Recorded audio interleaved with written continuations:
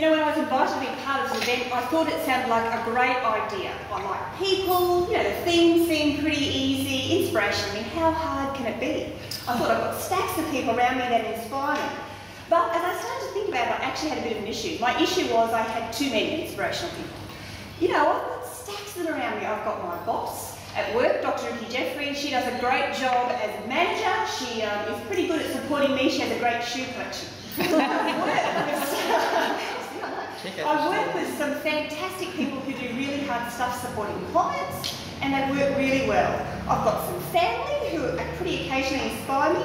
My kids who, when they're, you know, doing beautiful things, really inspire me. And, you know, my husband actually does some of that as well. I've got a great list. I'm even lucky enough to be part of a church community, and they do amazing things that also inspire me. So I have an issue. Who the heck inspired me the most? You know, it's not an easy question to answer, and it's that perspiration stuff, you know, what does it do? So there it was, that is definitely me, once on fringe. I had to think about it. I went to the dictionary. Why do we do that? Why do we go to the dictionary? Why is it that I would think an answer would leap out of me? Needless to say, it really didn't.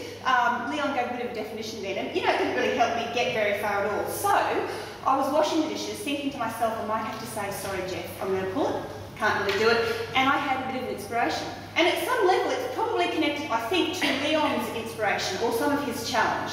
I was washing the dishes, hot soapy water, lights on, bit of a clean kitchen, and I suddenly realised that for 3/5 of the world's population, my experience was unique. My washing the dishes looks very different from the people who do dishes in 3/5 of the world. And I thought to myself, that's who inspires me. It's people who do it differently from me, who do it in countries where their experience is vastly different, and yet they do it and do it really well. So I thought to myself, what am I going to do with that? Yeah, where do I go with inspiration? I can think it sounds great and be really inspired, but what do I do? Well, I guess the first thing I did was I thought I'd better find out a bit more about what the heck goes on. You know, the United Nations tells us 894 million people. Now, I'm not as good with numbers, so I'm probably going to, you know, not get them right. But anyway, about that don't have clean drinking water. You only need 20 to 30 litres a day, and they don't even get that much. It's pretty scary. And 2.5 billion, obviously I've got a different stat from Leon, but anyway, the 2.5 billion, 2.7 billion live without basic sanitation. That's pretty scary stuff. That's the not flushing loo business. That is not a good look. and I'm being a bit facetious, but the reality actually has really significant implications. Do you know, it's diarrhoea causes the most amount of deaths in the world. Not cancer, not heart disease, not renal failure or diabetes, or any other things, it's diarrhoea.